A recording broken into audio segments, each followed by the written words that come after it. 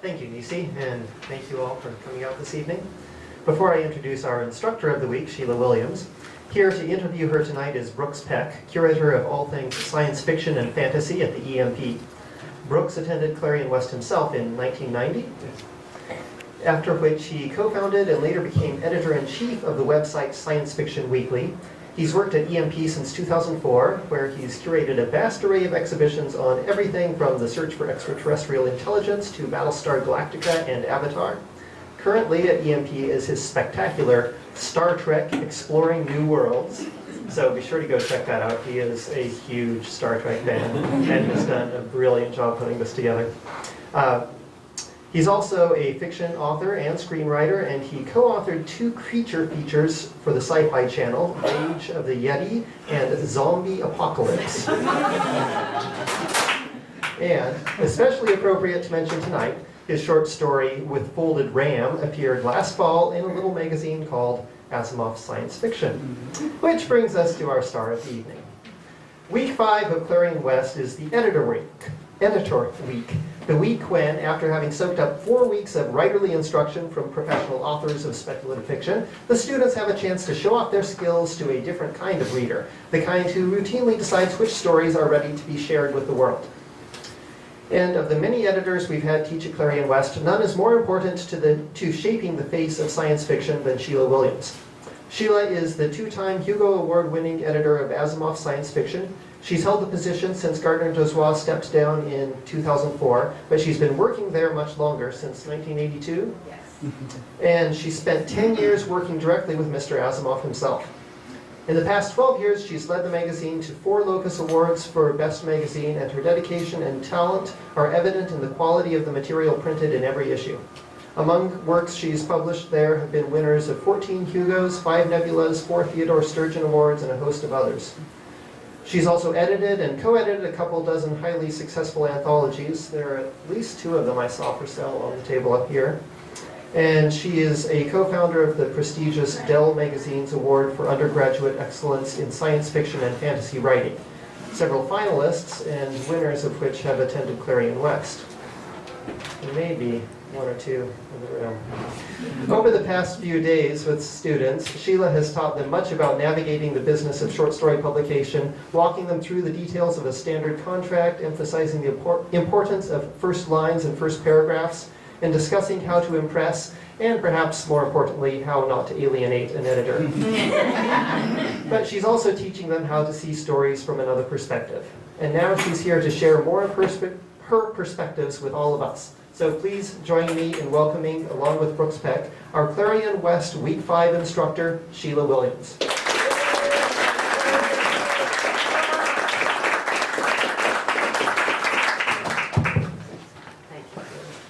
All right. Welcome, Sheila. Welcome to Seattle. Thank you. I've been here for a very long time. When was the last time? I think it was 1989. Wow. It's changed a little since Yes. then. There's probably people in this room that were born then. So I want to start by asking you about your personal origins in the genre. That is to say, what's the sort of that early exposure to science fiction or fantasy? What struck the spark in your mind? Well, my first exposure, I would say, was when I was 5 years old, and my father told me the story of The Princess of Mars by Edgar Rice Burroughs. I didn't know there was such a thing as science fiction, but I knew that that was exactly the story for me. Growing up, I gravitated to all kinds of books in the library. I didn't realize for a long time they actually all had the same kind of symbol on the spine. It just happened. I mean, I read everything, but it happened that the books that I really loved were the ones that had the little, whatever the library uses, rocket ship or on the spine. So I loved all the classic authors, Heinlein and Asimov and Clarke, but I also found, I was growing up I was like a tween in the late 60s and then going into, and then a teenager in the 70s. And I was discovering all the people like, discovering Dangerous Visions, Roger Zelazny, Sam Delaney, Ursula Le Guin.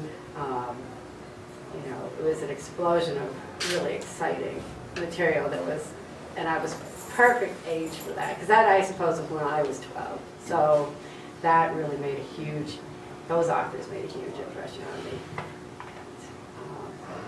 My father belonged to the science fiction book club at one point, and he was doing well, and so he accepted every offer, and they had 2 selections a month, and one would be a novel and one was a short story collection or anthology. He would just take them, so I read all these collections and anthologies. So I found out that there was such a thing as science fiction magazines and science fiction short stories, and I just loved them.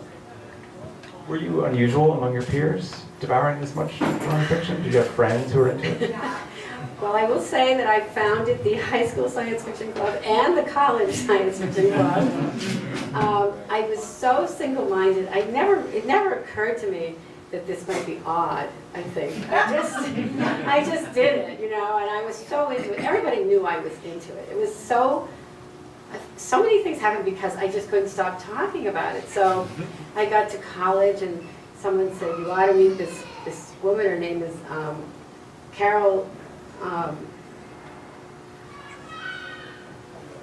Sterling.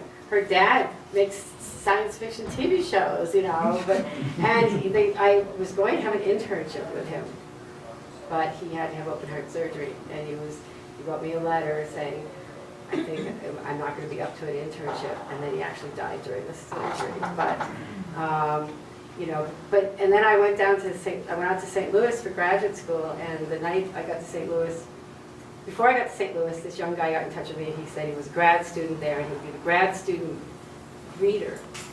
And he said I could stay with him till I found an apartment. He was a year or 2 ahead of me. So I got out there. My boyfriend and I drove out from Massachusetts to St. Louis, and I out to dinner with this guy and his girlfriend, and of course science fiction came up. Why? I don't know.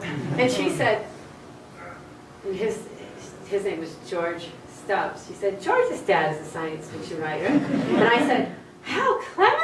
And he was floored. He was just like, you do know science fiction. So I guess, you know, it didn't occur to me. So yes, I had some friends, but I didn't really care whether I did or not.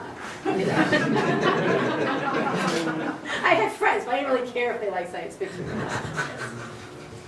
And so at what point along the way did you decide, if you can remember, like, I want to be in this industry as a professional, I want to make a career out of this? Well, okay, sorry, good, thank you for telling me. I would read that there were science fiction magazines, and I wanted to make a career out of it, but I didn't think it was possible. I figured, but I was in graduate, the minute I heard that the minute I read in Isaac Asimov's, biography or something that he found these magazines at the candy store, and I found out they existed, I thought, wow, that's like the best job in the world. But it never occurred to me that I could be the person doing that job. And then I went out to St. Louis, as I said, to graduate school at Washington University. What were you studying? Philosophy. Useful. Yes. And after a couple of years, I realized that really I did not want a career in philosophy. And even if I wanted a career in philosophy, they weren't exactly, although I must say there are more positions as philosophy professors than there are editors of science fiction magazines. However, my best friend we were hanging out, and I had a copy of F&SF on my lap, and she said, if you could do anything you wanted in the world, what would you do? And I said, I'd go to New York and get a job in a science fiction magazine. So I did. So that was about 1980 when we had that conversation. It wasn't that easy. It didn't work, but it was. But I did decide to switch my vocation and my avocation, and I went to New York and pounded the pavements. What does that mean, pound pavements? What did you do? How did you get these jobs? I didn't tell you. I'll read for you. Okay, so I got to New York. My best friend was studying for an MSW at Columbia, and she let me. So back in those days, the IDs were just, they didn't have a picture, you know. So I ended up living on her dorm floor for 3 months. That's my Columbia University education. And in fact, at some point, the guy, I didn't have my ID, and he's like, I know you, go ahead. So I went to they had a science fiction society, and Joan Vinci was doing a reading. So I went to the reading, and Shauna McCarthy had sent, she was the managing editor of Asimov, and she'd sent a letter that she was looking for a slush pile reader. But back then you had to do reading in the office during the workday, because there wasn't any such thing as, like, you know, doing it online, doing it when you felt like it. So I couldn't do that. I needed a job. But I kept in touch with her, and eventually, after nagging her a lot, a position opened up. And actually, the position opened in another department, and it was in subsidiary rights. And she said, the woman in subsidiary rights needs someone with persistence. And God knows you have persistence. She said, do you mind if I pass your resume on? So I said, no, that would be, you know, that would be great. And then a few months later, she said, my boss said, you know, Sheila, I have good news and bad news. And I said, oh. She said, well, you and I, we both know that you are not very happy here, and it's really not working that great. And I was like, oh. And then she said, but I had drinks with Kathleen Maloney, who was the editor of Asimov's, and her assistant is leaving, and she really wants to hire you. And I was like, really? And she's like, you don't have to be so happy. I forgot I was kind of being fired, you know? And then she couldn't find anyone better than me. It took her like 3 months. And finally Kathleen said, one of us is getting a temp, and it's not going to be me. So I was lucky. And so then I finally got to be fired from my job so I could take this. So it worked out well. Congratulations on that. Thank you. With that first assistant job, what were your duties? What did you do? What was the day-to-day? Oh, well, back then, when there was a little bit more staff, I used to have to retype all of her letters, her rejection letters. She would type them rough, and I had to do them. That was terrible. I was the worst typist ever. But she left very quickly, and Shauna got rid of that.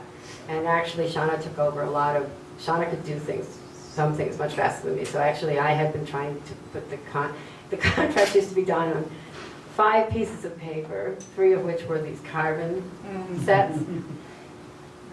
I was dreadful at anything that requires a lot of fine motor skill. And so Shauna just typed those herself because she was just faster at it.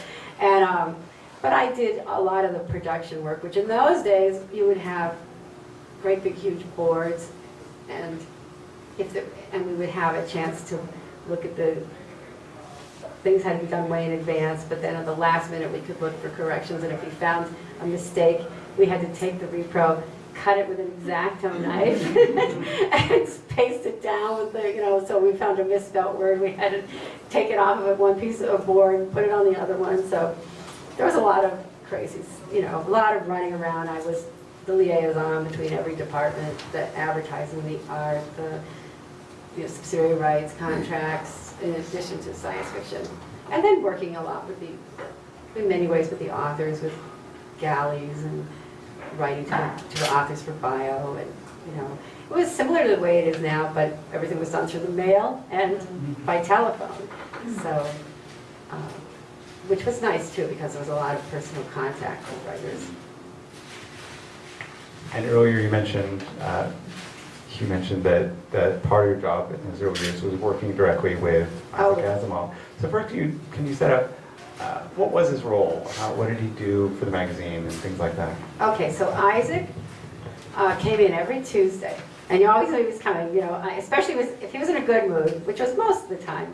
He would be singing Gilbert and Sullivan songs or something coming down the hallway. You could hear him on his way down, and he would hang out. He loved to come in and just hang out for a while, and he would pick up the letters that had come, the letters to the editor that had come in for the week. And back then we had loads of letters to the editor. And I used to think that people wrote to the magazine about the stories, about issues in the magazine, and then they happened to say, you know, something about Isaac Asimov. But I realized after he died, they actually were writing to Isaac Asimov, and they just happened to say something about the stories. And so he would pick up the letters, and he would drop off, about once a month, he would drop off an editorial. And then he would also, once a month, drop off, he would pick a set of letters with and his answers, and he dropped those off as well.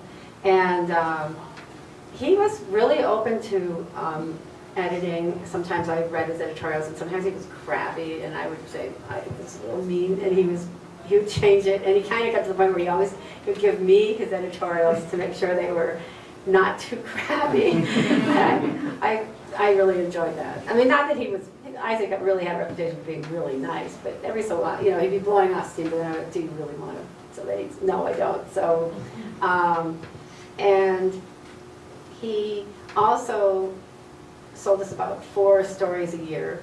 So he'd be dropping, he loved it. He loved to do everything in person. So he'd come in and drop it off the story, he'd drop off the galley for the story in person. He really liked that personal contact. He's home all day writing. He liked to come in and visit, you know, it was like his reporting for work, you know. And he was just so much fun because he'd tell jokes, he would make up limericks on the spot, you know. He was very interested in politics and, you know, talk about anything really, and tell us stories about science fiction in the old days, and kind of some secret stuff about authors I still haven't told anyone, you know. But it was really fun, and, you know, I did a few things with him after. He invited me to a few things that were kind of funny. He belonged to a bunch of these clubs, and usually there was the Players Club, the big dinner, which was a club and people involved in the theater.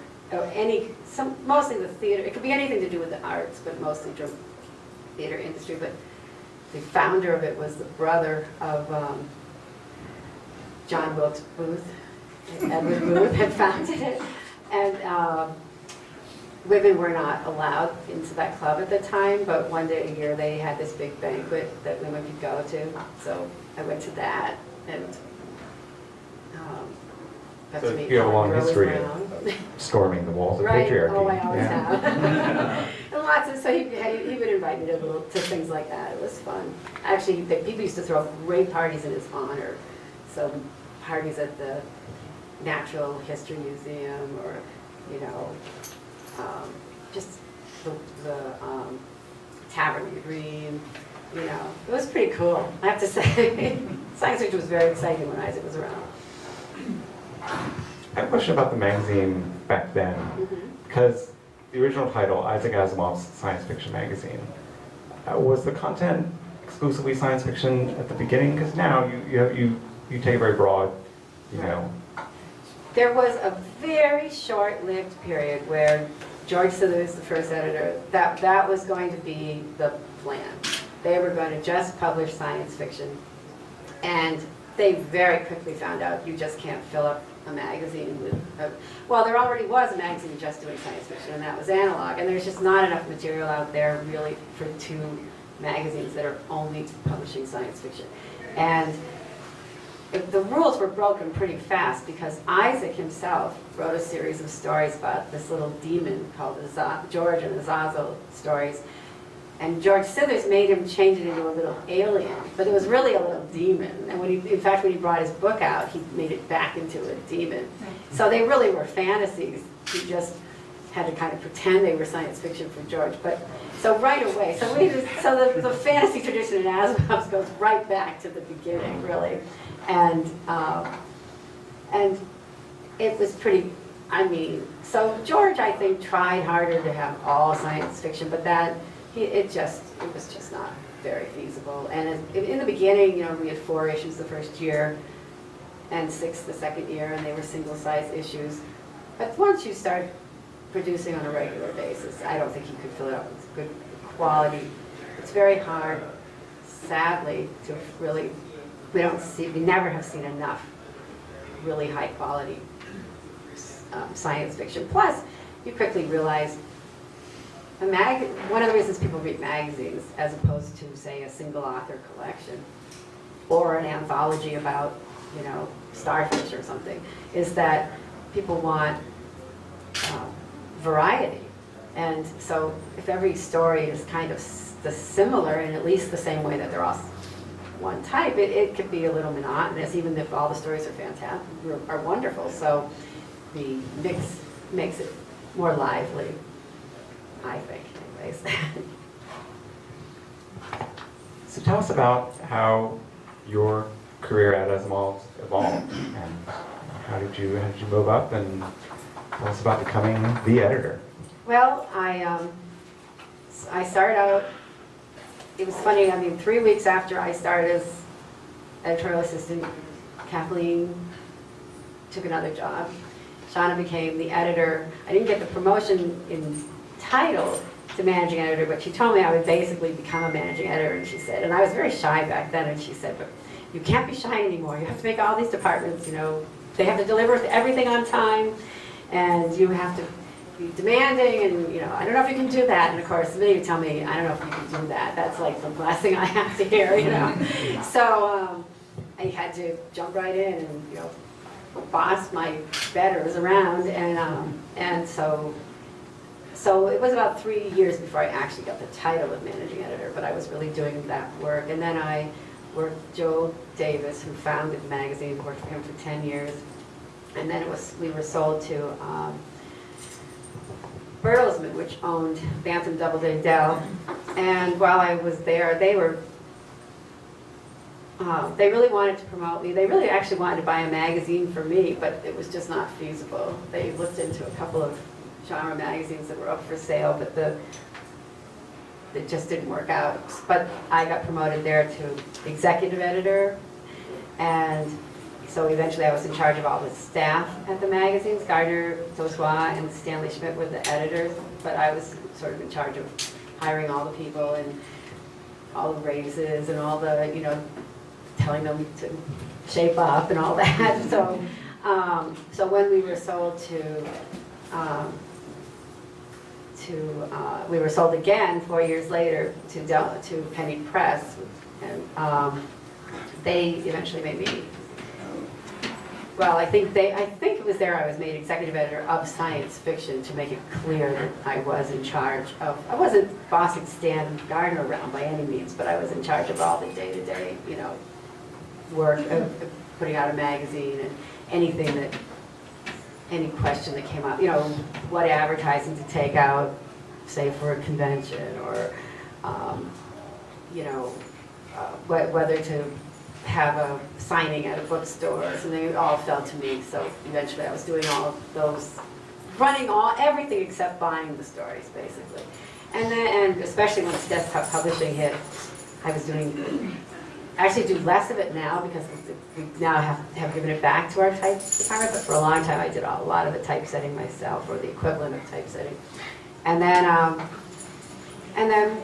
so for many years I'd already done I always wrote the blurbs, the little notes before the story. I must have written, I think I've written 3,000 of them by now.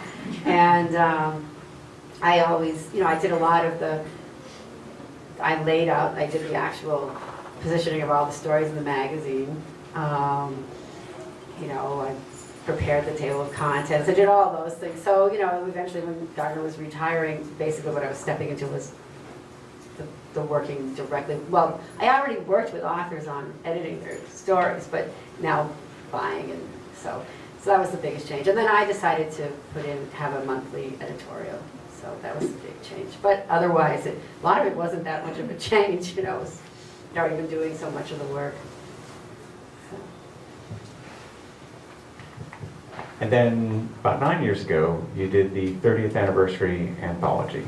Right. And I'm really curious how you go about selecting, how many stories are in the piece? Oh, I think it's about 20. The hard part about an anthology like that was that the stories all most of them are pretty short. So many of our top award-winning stories are actually novellas, but you have a 30th anniversary, you could fill it up with 6 stories if they were all novellas. So So I had to, and I wanted to represent each era of the magazine, not have, I think I have 1 year with 2 stories, and I have some years with none, but I really tried not to have, so we have some years that had many stories that did very well, but I had to pick between them. And then there's also well, let's not pick the story by this author that's been anthologized in every anthology. So, like, I picked some stories like that I really liked.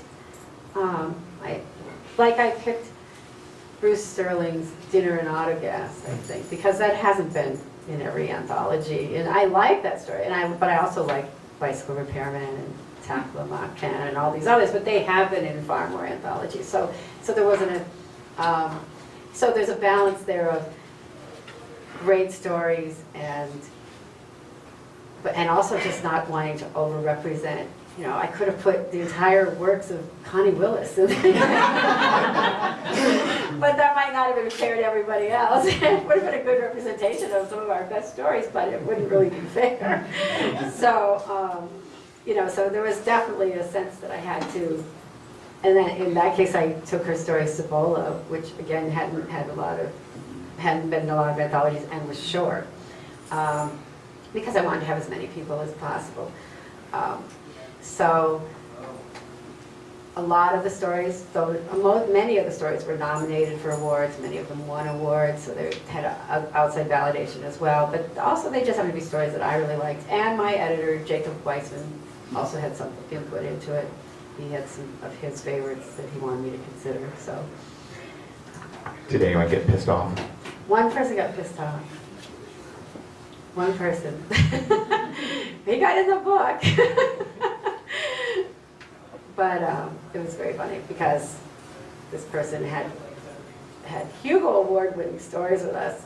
They were all very long, and had a very long history with us, and had every right to be pissed off, especially when I asked him to write the introduction.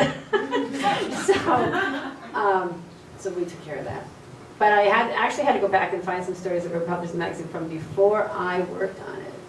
And that's where I found, because they were the ones that were short, and I had to find stories that I liked that were short. So that was all smoothed over. Now, in 1993, you co-founded something that I know is near and dear to your heart, the Dell Magazine Award for Undergraduate Excellence in Science Fiction and Fantasy Writing. Can we talk about the title of this award, please? Because that's 13 words right there. That's a lot of words. And you're not really giving an example to the young writers to be terse or... Rick Wilbur, my co-founder, came up with the title. So I will blame that on him, but it's hard to show. I mean, let me look at that. If I was going to just put a red pen through it, we could take out undergraduate excellence, and we could have abbreviated some of this. We could have even, but you know, it's what he wants. He's an academic. That's what academics do. They have to put long titles on things, you know. So that's what it is. I just call it the Dell Magazine Award. Everyone seems to know what I mean when I say that. So tell us about how that got started. Well, Isaac had died, and I really felt bad. It was originally called the Asimov Award, and it was 1992, and I was at the World Fantasy Convention, and I'd been talking to people that I wanted to do something to honor Isaac, and Rick had been thinking about, he belonged to this organization called the International Association for the Fantastic and the Arts, and he wanted, he felt that they had an award for graduate students, and they had other emphasis on academics and graduate students, but they didn't have anything for undergraduates, and he wanted to do something that would bring in some undergraduate interest. So I think that Ellen Datlow may have introduced us, I'm not sure, but somebody who knew we were both, or we had breakfast, somehow it came up we were both interested. He went back and talked to them, to the people at ICFA, and so we came up with this award, and the conference agreed to co-sponsor it. The magazine, the Dell, we give a $500 award, and so my publisher at the time, which was Bantam Doubleday Dell, they agreed to sponsor it, and my current publisher has continued that. So conference sponsors, like, you know, so that we pay, so that it's an expense paid trip and the award, the certificate. But then we also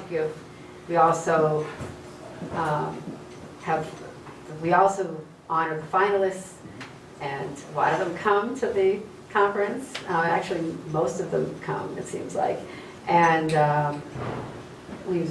they've formed their own writing groups, and it's been very exciting. And now I'm having some pretty exciting success. I had an author, Alice Sola Kim, just won the Whiting Award, which is a $50,000 award for her fiction. And I had, well, Marie Brennan was one of my winners. Lily Yu was a finalist. Yes, I think so. Seth Dickinson, who just had a book out. There's so many, actually. That's part of it. It's great. I'm trying to. But they've really been doing a lot. And even the ones who haven't been writers. I mean, one guy flies wide-body cargo jets, and I think he lives in this area. He was in the Air Force, and my first winner was Eric Choi, and he's a Canadian. He's published a little bit of fiction, but he applied for the Canadian astronaut, and he was 40th on the waiting list for, and he's done a lot of stuff with aerospace, and so they're, some pretty interesting people. I was just actually had an email from Karen Joy Fowler. Her daughter was the second winner, and we had no idea at all. I mean, and because it's a blind read. It is a blind read, but she is now. Her memoir is coming out. She's 42, I guess, and her memoir is coming out. So she's been a science writer, I think, and a scientist. So yeah, it's been very rewarding, very exciting, and every year we're replenished with really exciting young writers. It's wonderful. So let's talk about your work as a fiction editor. I think you probably talked to the class about some of these things, but I'm just curious, what pisses you off as an editor? Oh dear. People, please, just. No, I don't get pissed off that much. Honestly, it's I don't really. There's very little that annoys me. I mean, years ago when things were through the mail, I remember somebody got mad at Sean McCarthy for rejecting their story, and the next time sent a lollipop with the story to sweeten her disposition. Now, things like that are silly, and they obviously don't work. But I think that everything now is electronic, so that sort of thing doesn't happen. And I think the one thing that pisses me off, and this is every editor's pet peeve, is the people who write, Dear Mr. Clark in their letter, or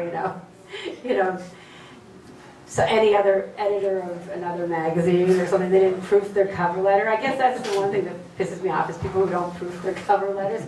But fortunately, I don't look at the cover letter until after I've read the story. So if I really like the story, it doesn't matter if I was pissed off by the cover letter. But that's about the worst thing. And I will say then, once I buy a story, the thing that pisses me off are those people who think they can rewrite on the proofreading stage. We just want the galleys proofed. But, those are the worst crimes. Overall, I really have had fantastic, wonderful, I love working with authors. It really has been incredibly rewarding. And most people, people are always so happy to sell. Even really established authors who sell all the time seem to get really excited when I buy their stories, and that never gets old. I always enjoy that. And I don't like rejecting everybody. I reject 99% of what I see, more than 99%. And I don't enjoy it. That's not, but it just has to be done. I realized not long after, before I was the editor, the only stories I read were stories Gardner was thinking about. Or I read the stories that I copied that were going in the magazine. So kind of had this impression that every writer that we bought stories from always wrote great publishable stories. And a lot of these writers are my really good friends. I said, you know, people they've cried on my shoulder, I cried on their shoulder, you know, they picked me up when I was down, I've done the same for them. And then all of a sudden I'm in the position where I have to reject all my friends. It's, but you just got to do it, you know? So it's not something I don't love doing that at all, but it has to be done. It's just part of the job. So I love buying the stories. I'm not crazy about the other part, but it's part of the job. And, you know, how's that? That's great. Thank you. So, what trends are you seeing coming across your desk now in genre fiction? Okay, trends.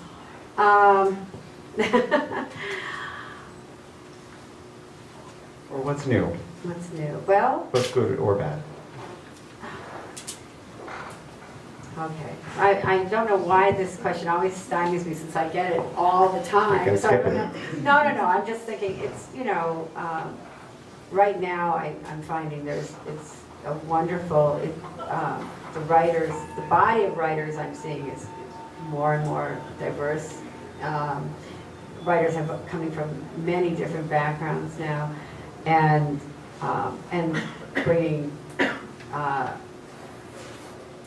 all different ways of looking at things to their fiction. And I'm finding there's a real explosion, I think, of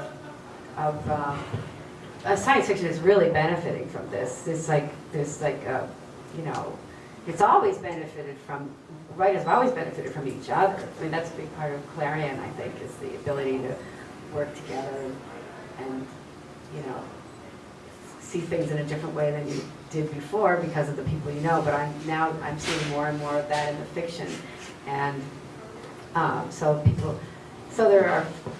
I'm seeing work that I'm really enjoying from more international authors, and in the United States there are more women seem to be writing science fiction, and more people of color from all different backgrounds who are getting involved.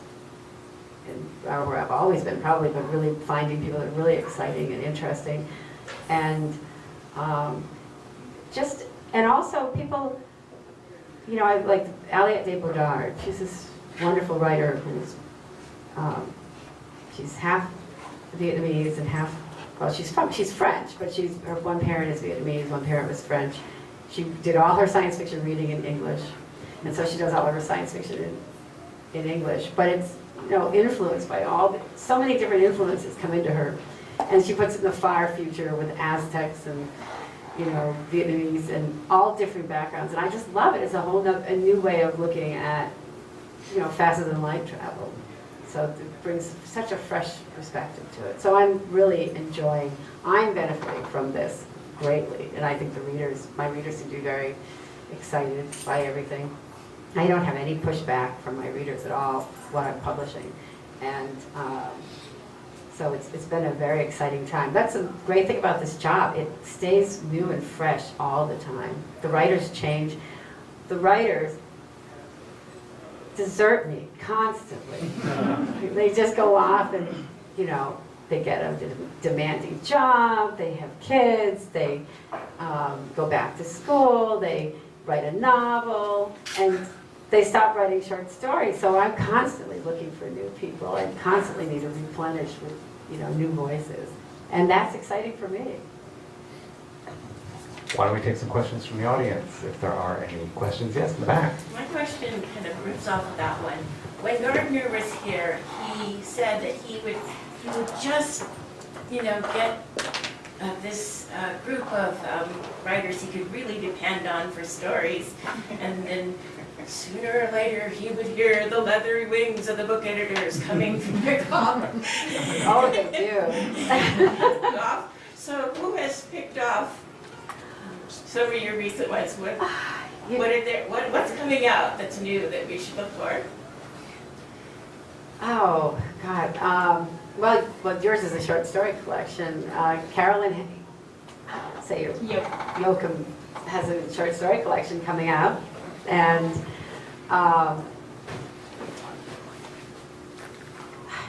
I don't know if they pick them off. I mean, but the authors do move to writing novels, and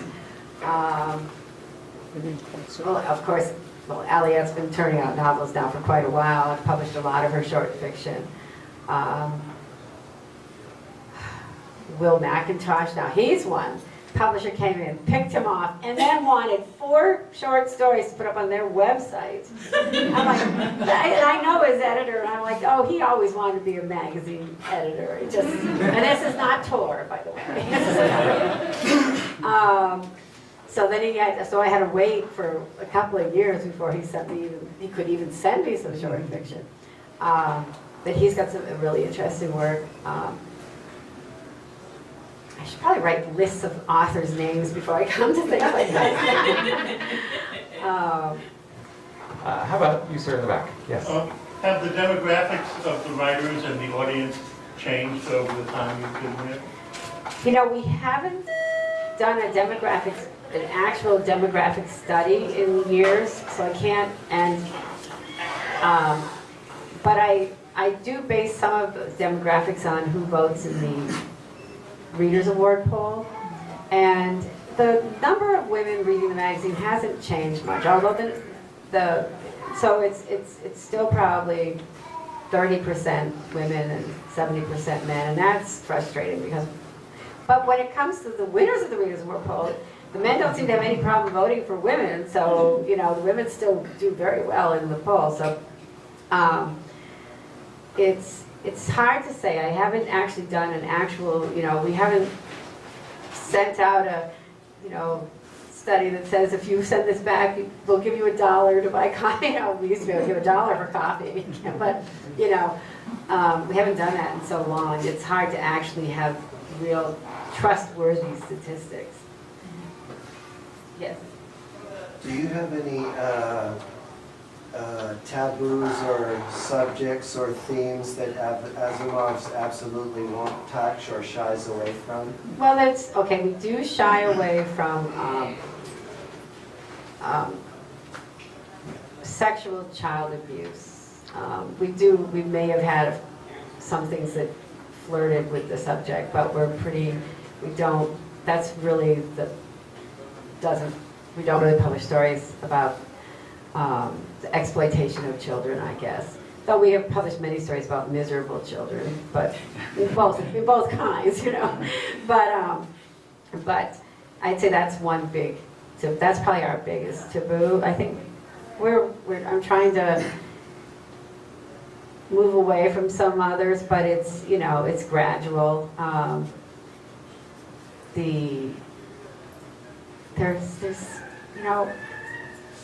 It's fiction, so we don't have. So fiction is meant to be adventuresome, and it's meant to be daring.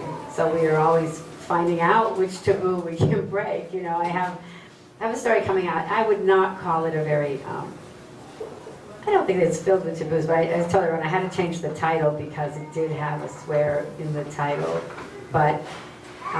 And that word appears throughout the story, and that's not a taboo, but it was best use of this very old word that I'd seen in a story. So it's hard to say, and I'm sure there are things I have a blind eye to. I don't even know I have a taboo because I'm not buying the stories. Like I tell everyone, I personally don't like cannibalism. That's just me. So it's pretty hard. And please don't even try. That's what I'm worried about telling people that because then I'm going to get 100 cannibalism stories. But I just, and I really don't. So I wouldn't, is it a taboo in Asimov's? Maybe not, but it's my personal, I don't like it. So it doesn't end up, we don't. So we really don't end up with zombie stories unless they were like Lucius Shepard zombie stories, But things like that. Yes? When you first came in there, you said something about something you were looking for, or you were talking to the students about something you were looking for in the first sentence of a story that's sent to you? It's very hard to say I can reject in the first sentence. Buying will usually take me, I have to read the whole story. But there are just openings that are just so they capture your imagination, and you get a sense that the author knows exactly where they're going, and there's a sense that the whole story might really be there if you only knew what the story was going to be about. It's actually in that opening. I think of things like, actually I was reminded reading one of the stories by the students at Clarion of Vonda McIntyre's Aztecs, where the first line is, she gave up her heart. And I've never forgotten that line of that story. It's just because she actually literally gives up her heart, that's actually gone. And it's that kind of,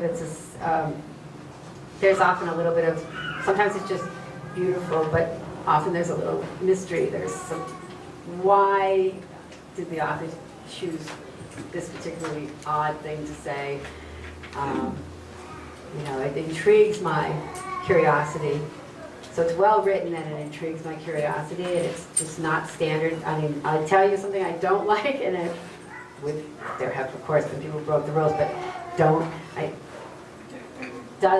many stories might come in, the character wakes up, and that's just like a kiss of death, for me. It's like, no, I don't need to know you woke. I know you woke up.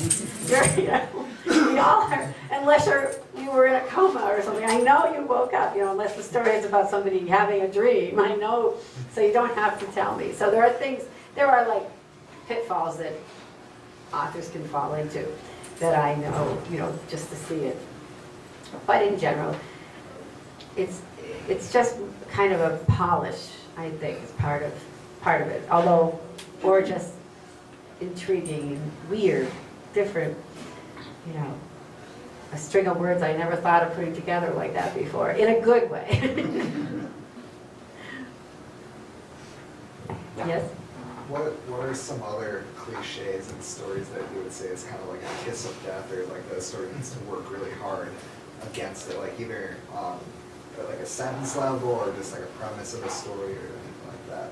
Well, I think a lot of people know some of the most famous are like the Adam and Eve premise, it was, the end of the story, there's only two people left alive on the earth, and they're Adam and Eve, or these are old, everyone's heard, a lot of people here probably heard these all, there's you get through the whole thing and it was all a game, or you have the Ender's Game approach, you get through the whole thing and it was real, it wasn't a game, these are very standard cliched science fiction that are around. Some people can take a cliched idea and really do something amazing with it, but it's not easy.